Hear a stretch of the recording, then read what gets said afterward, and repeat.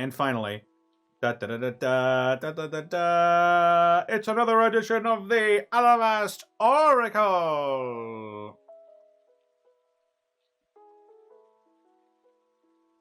Land and Air, Alivast's War of Pets. Fur and feathers fly in the lower districts as an increasing number of skirmishes are occurring between Alivast's unusual rat population and its even more unusual pigeon population. Many rats of abnormal size have been clashing with pigeons of all shapes and sizes. One eyewitness claimed to have seen a large rat get mobbed by a gang of pigeons, led by one pigeon that apparently had 3 heads. Another eyewitness claims to have seen a cat-sized rat dashing across the rooftops, while being pursued by an equally large pigeon with a 4-inch neck and teeth. Our very own Caleris Copperpot reports having seen a man-shaped pigeon engaging a 70-pound rat in what he could only describe as some sort of gladiatorial wrestling match.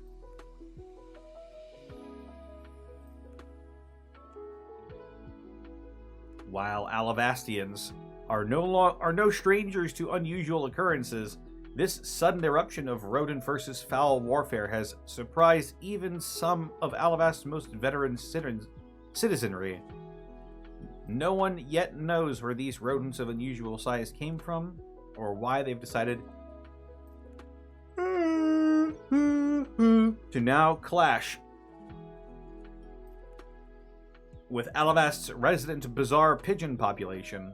Some have theorized that the recent flying monkey outbreak may have had something to do with these recent events, as the pigeons were perhaps forced out of their natural feeding grounds into areas where they had to compete for food with the new rat population.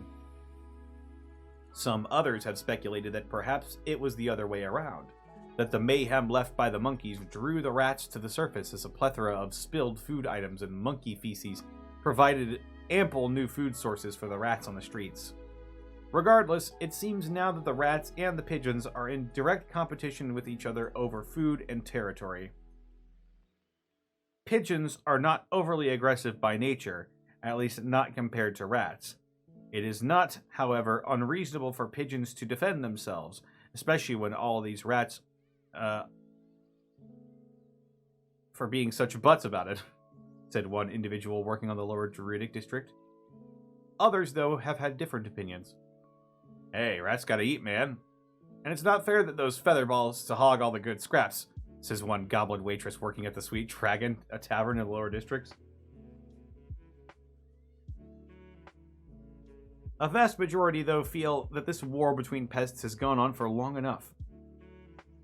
A few enterprising individuals have banded together to try and clear the streets of both rats and pigeons. While a few rats have been caught, most of these hunts have thus far ended in failure. A call has been made to the Druidic District to deal with this issue, and the petition is currently being processed. Until then, Fang and Beak will continue to clash in Alivast's lower districts as the war rages on. Are you, or someone you love, lactose intolerant? Never die cheesy spring leaf vegan grocery. Dairy alternatives available. Ooh.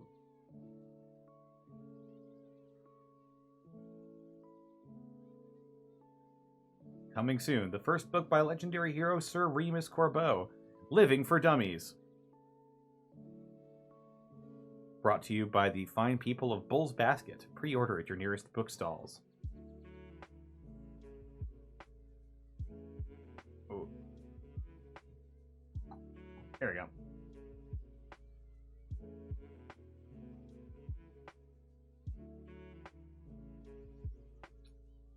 Oh, Jesus. My name is Sir Lord Knight Captain Remus Corbeau, and my house motto is never die sleazy. That's why I prefer the Romantian, because I am a classy gentleman of wealth and taste. Ooh, beer bread. Yum, yum.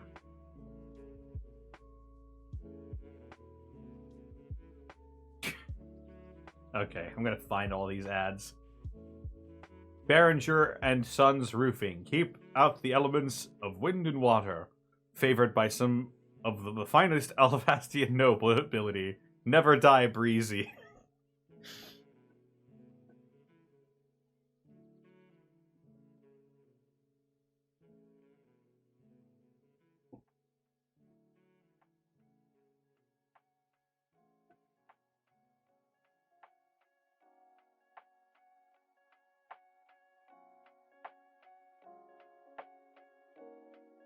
Let's see. Flying contraption competition, a smash hit. Picture, if you will, the brisk air, the gaggle of a crowd sitting in an impromptu bleachers, and the sound of an excited anticipation. And then the laughs and oohs. As a great crunch and maybe some light swearing fills the autumn air, there is truly nothing like it.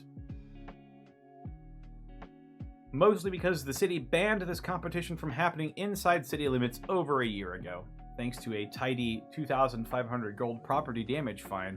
But hey, what's a brisk walk for a little entertainment? Especially entertainment that ends with such satisfying feats, or lack thereof, of engineering.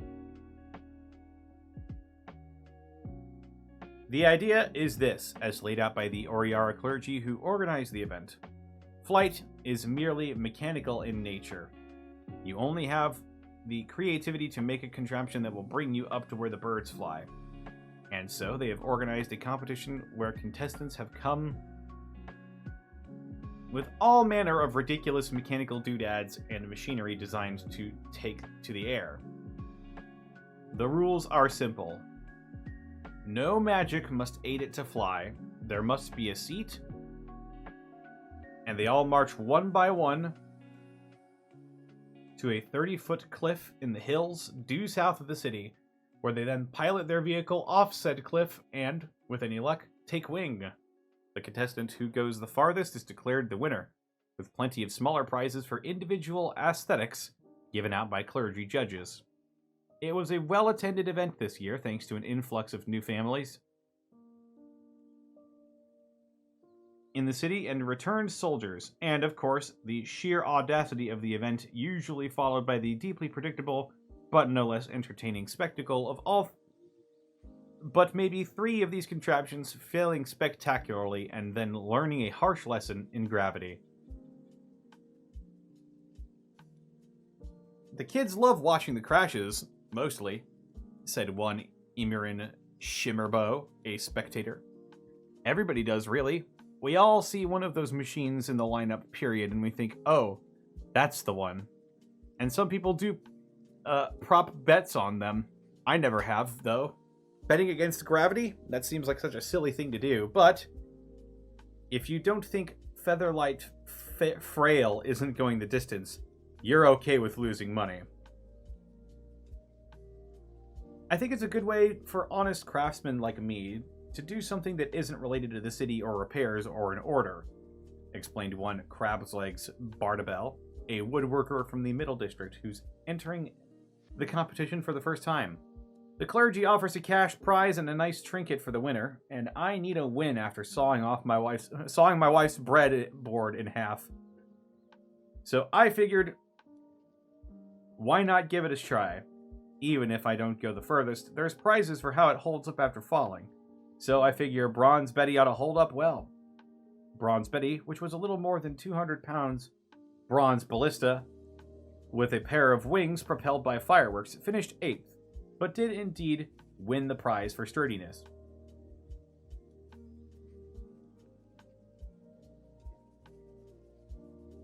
The winner of this year was a rather ingenious but previously untested design discovered and then made by Miss Gunderson's shop class of Eves Meadow Academy, who managed to fly over 2 miles before turning about and landing safely, awarding their unique bird-o-matic machine both a best in looks and overall winner of the show.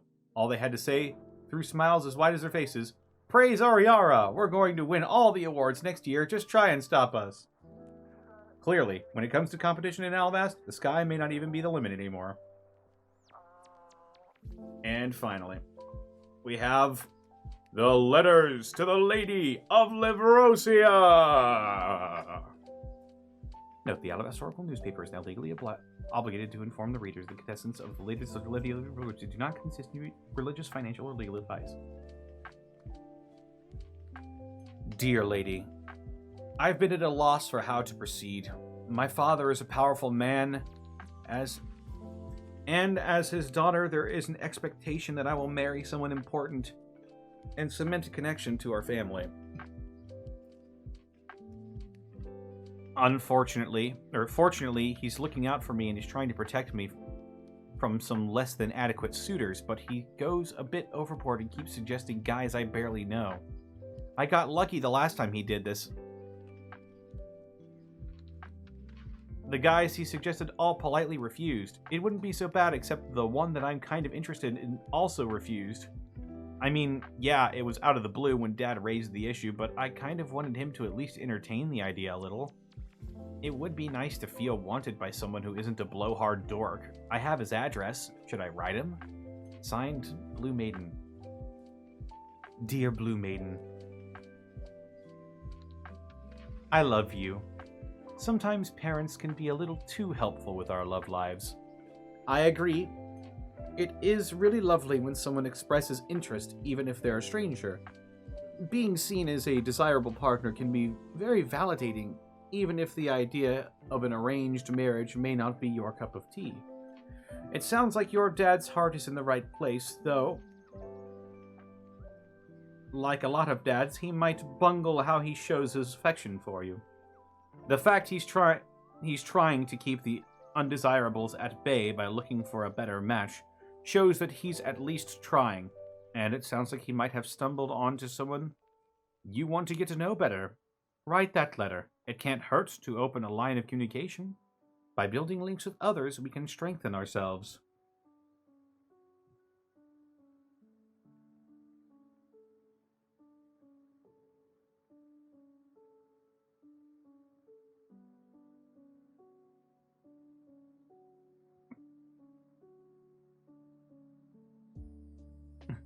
Dear lass of Livrosia, I am a salty sea dog, and I have but one love, the sea. But whenever I'm at port, the lassies keep swarming me, asking me to take them out on a night of drinking and dancing. I think it is my peg leg that seems to draw out the wenches. I appear to be irresistible to all land-born wenches, and I'm beginning to wonder if this is some manner of curse. As I have said, I only have a love for the salty air, a rolling deck beneath my feet, and the excitement of digging up buried treasure. When I come ashore, I am simply there to resupply, reconnect with friends, and maybe sing a few shanties because my crew unfortunately lacks a decent baritone. And that leaves things sounding a bit hollow. How do I fend off the wenches that seem without seeming like a scurvy dog? Signed, Salty Seaman.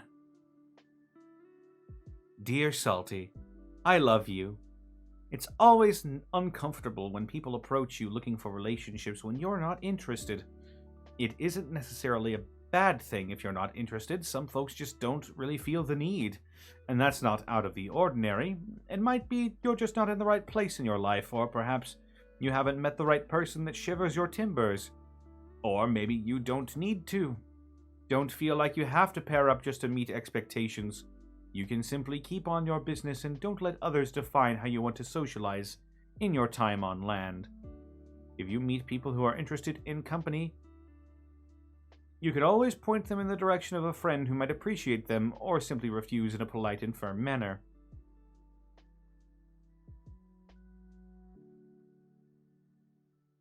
Dear lady, there's this guy I like, but I don't think he knows I exist.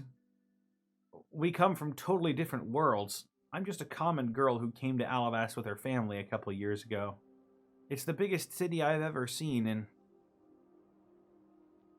even though we do okay, we're not rich. This guy's a nobleman from some country, and he's pretty famous. I see him around town every now and then. He seems really nice and treats other folks really well, but I'm just a common girl. And I don't think that someone like him could ever be interested in someone like me. Should I even bother? Signed, Watching from Afar. Dear Watching from Afar, I love you. It sounds like you see him around, but you haven't mentioned anything about actually talking to him. Alivast is a land of opportunities, and many people rub elbows that normally wouldn't get a chance. or you might even be at each other's throats. You should approach him, say hello, even ask if he'd like to chat for a bit. It doesn't have to be super formal, even nobles like a bit of conversation. You may think you don't have any chance at all, but this city is filled with amazing possibilities. Sometimes you have to stick your neck out a little and see what happens. Ask him out. Why not? And there we go. We're gonna end right on time, as a matter of fact. Yeehaw. Thank you all so much to everybody at the Alivast Oracle. Kiara Ryan as Keelan Valen. Krieger as Ima Baiko Kudo. Fiery Blitz as Billy Bobson. WX Chuck as Layla Stormwing. King Kiwi as Arab Mav A. Ton Yalat. Sky on Air as Dwight Ike Brittleberry. H-Far as Salus Airpens. Kuro Sakura 93, Jim the Rabid Cow. Froggy's mom as the Lady of Liverosia. Brachiozoid, that Art Jack, and Darky Arts, and Roadrunner Moose. Thank you all so much for stopping by the Alivast Art Gallery.